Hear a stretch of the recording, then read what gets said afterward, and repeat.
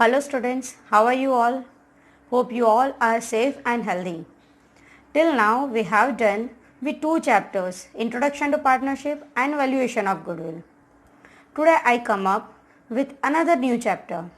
So keep your mind fresh and active and let's start with the new chapter.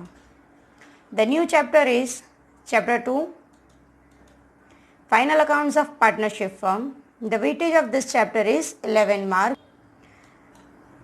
Now here I am first going to show you regarding the final accounts of the sole proprietorship firm. That means components of final accounts of sole proprietorship firm, which you have already done in class 11. The first is trading account, that we prepare to know gross profit and gross loss. Then profit and loss account to know net profit loss, and then after balance sheet to know the financial position or financial status of the firm. Now we are moving with partnership final accounts. So here in partnership final accounts we have to prepare not only the given three components, but along with that we are also supposed to move with the two more components. So trading account, same purpose, to know the gross profit or loss. Then profit and loss account to know net profit or loss. After that we have to prepare profit and loss appropriation account, which is from the viewpoint of the firm. And we prepare this profit and loss appropriation account to know net divisible profit or net divisible loss.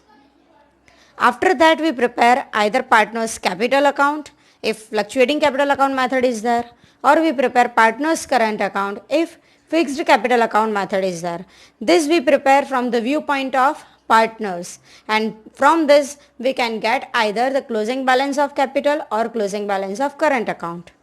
And at the end we prepare balance sheet, and the purpose remains same, to know the financial status of the firm. So all the given components move in sequence starting from trading account till it ends on balance sheet. Now you all are aware about the components of final accounts. These three you have already done in class 11 and you all have the format of the same, simply you have to refer it. These two, that is profit and loss appropriation account and capital accounts, that we have done in our chapter 1, that is Introduction to Partnership. So I am not going to discuss this for the format of the components of final account. You all are having the same and you have to learn it with understanding. I am going to revise adjustment entries. So let we start. First adjustment entry is about closing stock. First we understand the adjustment entry of closing stock. Now as closing stock is the current asset, so assets are always debited. So closing stock account debit, and the second effect is it is credited to trading account. So the adjustment entry is closing stock account debit to trading account. Now the adjustment effects of the same. First is the debit effect. As the closing stock account debit, so it is shown on the asset side of the balance sheet under the head current assets. And the credit effect is it is shown on the credit side of trading account. The next is outstanding expense. So for the adjustment entry of the outstanding expense, we need to first keep in mind that always to give the effect of outstanding expense, that expense belongs to the current financial year, and that's why always follow the rule of nominal account. Thus the adjustment entry for the same is respective expense account debit, as outstanding expense is the liability, so to outstanding expense account. Adjustment effect of the same, the debit effect, as the expense belongs to current financial year, that's why we need to take into consideration in the final account. Thus we have to add in the respective expense on the debit side of either trading account if the expense belongs to trading account, or debit side of profit and loss account if that expense belongs to profit and loss account. Now credit effect is it is a liability. Outstanding expense is a liability. It is a part of payable. That's why it is shown on the liability side of the balance sheet under the head current liabilities.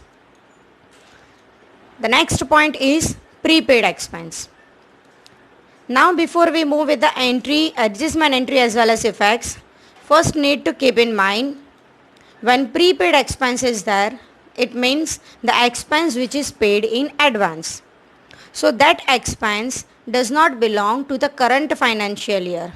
In other words, the given expense belongs to next financial year, and thus we have to make the reverse of the rule of nominal account.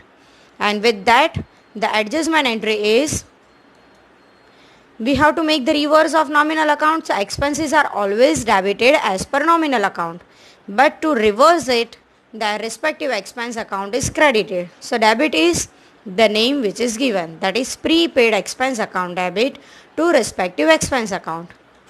Now adjustment effect. Prepaid expense account does not belong to current financial year. That's why it is shown on the asset side of the balance sheet under the head current assets. And the credit effect, same way, the given expense does not belong to the current financial year. That's why we have to minus it. To minus, as per the entry, we have to give the reverse effect, that is, we have to credit the expense account. But when we are moving with final accounts, then we have to minus the same expense from the respective expense on the debit side of either trading account if the expense belongs to trading account, or profit and loss account if it belongs to profit and loss account. Next is receivable income. Before we move with the entry of receivable income, the receivable income is also known as outstanding income or income yet to receive. And for that, we have to follow nominal account rule. So when the outstanding expense is there or receivable income is there, we have to follow the rule of nominal account. And with that, the adjustment entry is receivable or outstanding income account debit to respective income account. As we have to follow the rule of nominal account, see here the income account is credited. So debit is what? Receivable income account. So receivable income is the part of receivables, and receivables are always debited. Thus, receivable or outstanding income account debit to respective income account. Now the effects, that is adjustment effects. First, the debit effect. It is shown on the asset side of the balance sheet under the head current assets because it is receivable. The income is receivable. And the second effect, the income belongs to current financial year. So we have to take into consideration in the current financial year. Thus, we have to plus or we have to add in respective income on credit side of profit and loss account. Now here we are talking about the income. It means other income other than the revenue from sales, and that's why it is mentioned here that credit effect on the credit side of profit and loss account plus in respective income. The next one is income received in advance. Now income received in advance means the income which is received in advance, which does not belong to current financial year. In other words, this income which is received in advance belongs to next financial year. So it is also known as pre-received income. And when the pre-received income is there, which does not belong to current financial year, then again we have to make the reverse of the rule of nominal account. And thus, here the respective income account is debited. Why? Because the given income which is received in advance does not belong to current financial year. As per the rule of nominal account, incomes are credited. But this income is received in advance, that's why we have to debit it. And credit effect is to income received in advance or to pre-received income.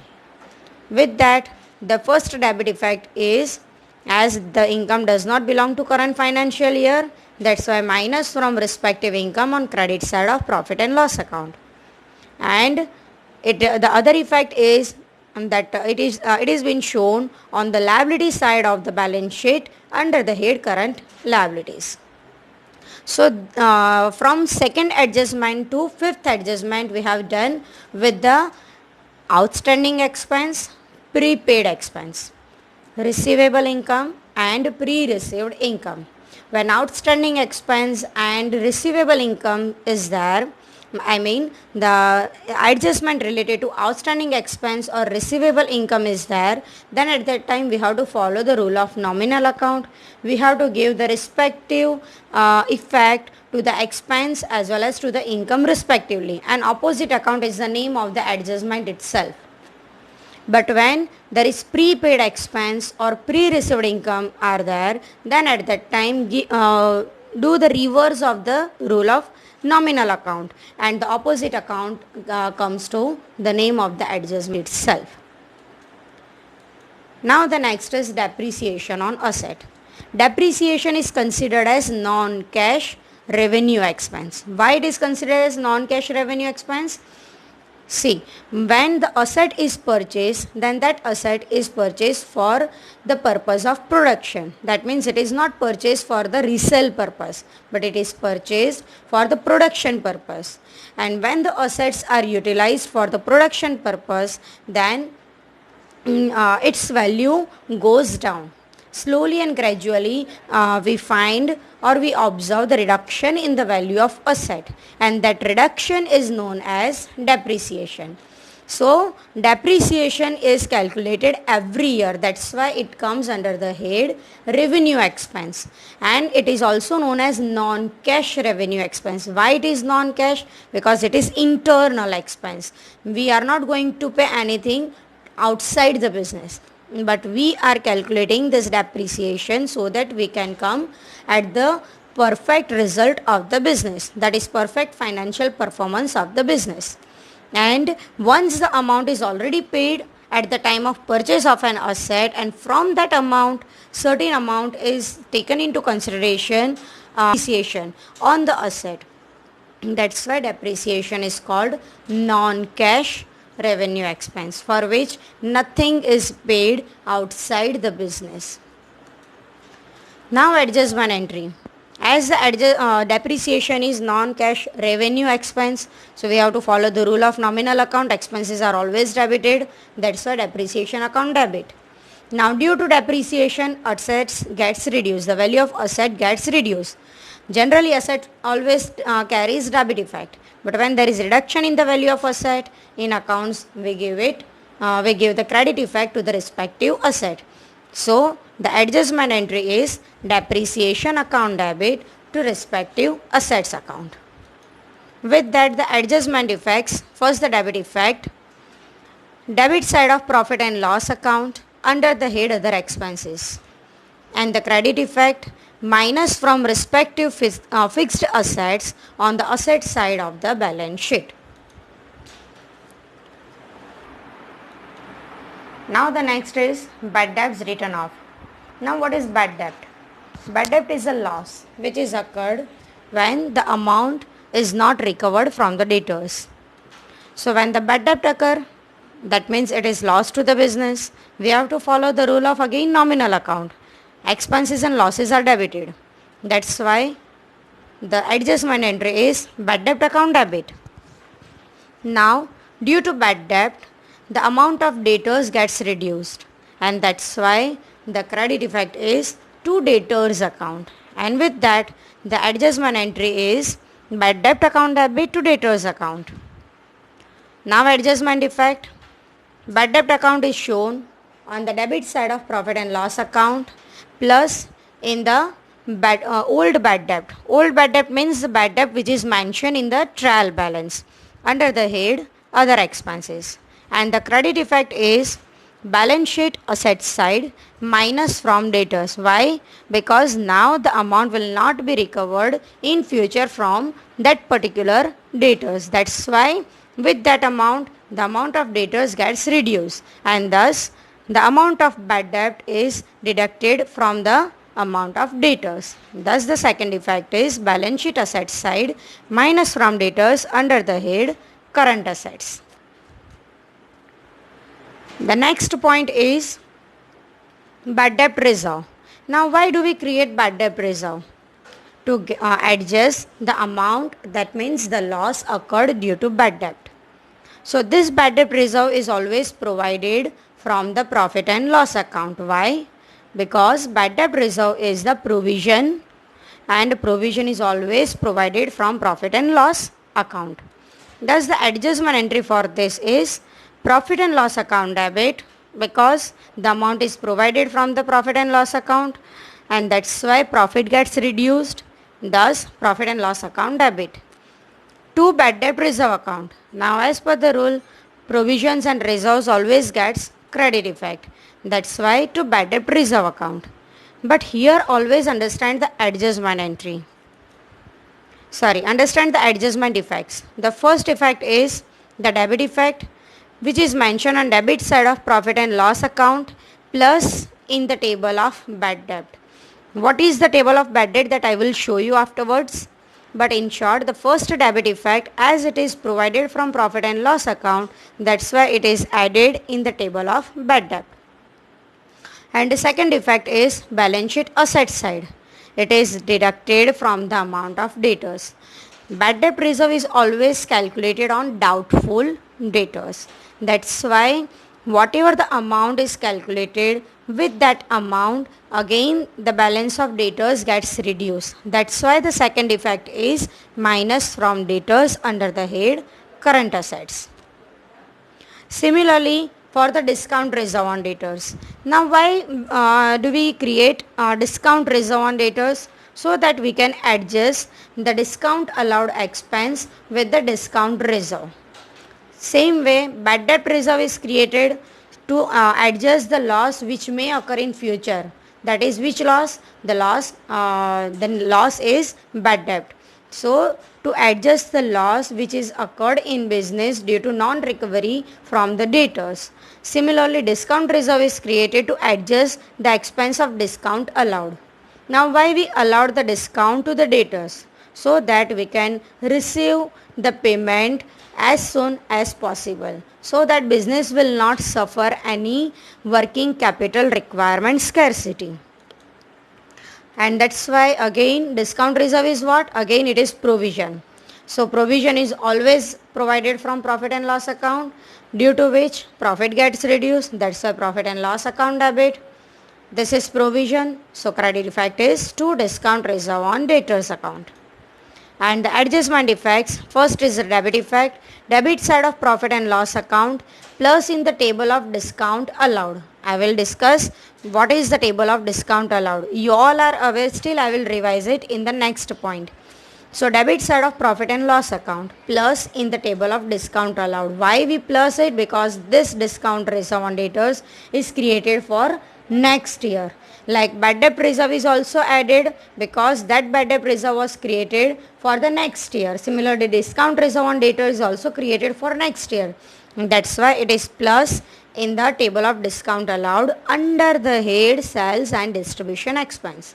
And credit effect, balance sheet assets side, again it is minus from debtors under the head current assets, because the amount is calculated on debtors, with that the amount of debtors reduced. That's why it is deducted from the amount of debtors under the head current assets on asset side of the balance sheet. Okay, now the next point is in the connection with the previous three adjustments, that is bad debt, return of bad debt reserve and discount reserve on debtors. Mainly the given points are especially related with bad debts reserve and discount reserve, but I spoke that it is related with the bad debt return off also, because after giving the effect of bad debt return off we are going to provide effect of the same, but depends on the situation that what is mentioned in the sum. Let's move with the first point.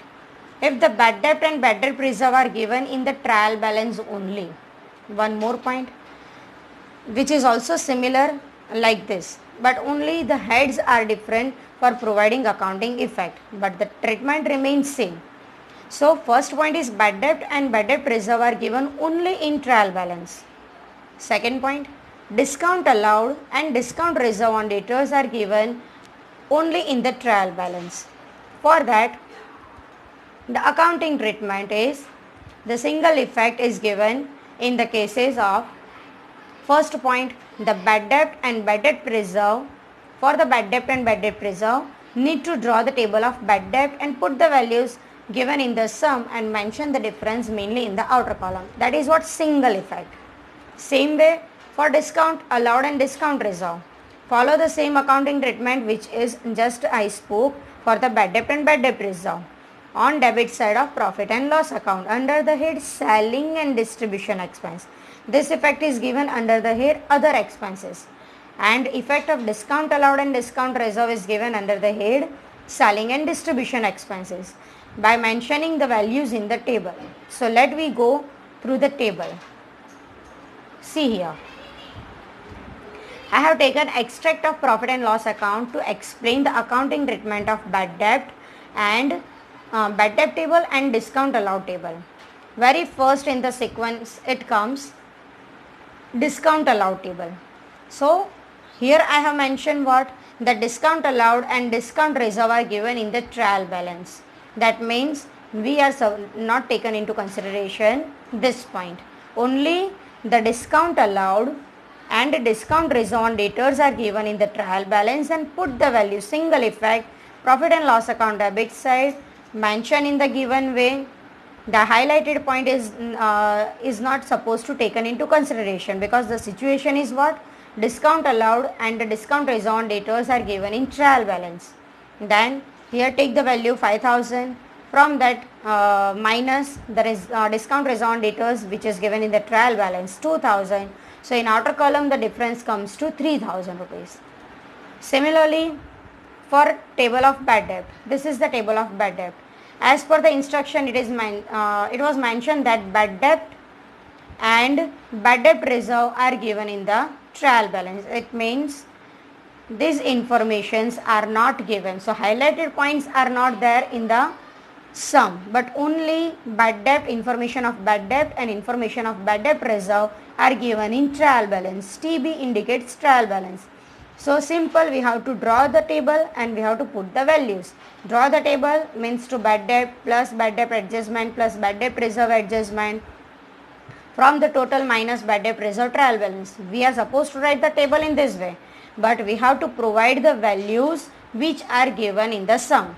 So in the sum only value of bad debt as well as bad debt reserve are provided in the trial balance. So here it is 2000, reserve is also 2000, so difference comes nil in outer column. That means the given bad debt is adjusted with the bad debt reserve.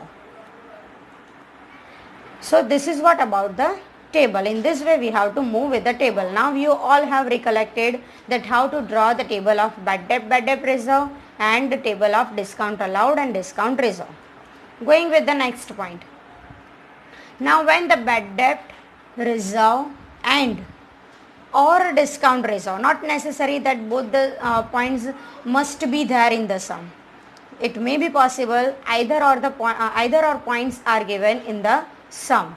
So when the bad debt and or discount reserve on debtors are given only in the trial balance and no adjustment pertaining to bad debt reserve and discount reserve is given, then what to do? Only single effect and the same effect for both bad debt reserve and discount reserve on debtors. Just listen to my words. Bad debt reserve or discount reserve on debtors, it means bad debt is also not there, discount allowed is also not there. Only bad debt reserve or only discount reserve on debtors are given in the trial balance. Nothing is given in the adjustment regarding the given points. Then at that time single and the same accounting treatment for both bad debt reserve as well as discount reserve on debtors. Simply minus from the debtors on asset side of the balance sheet. A indicate assets. One more point.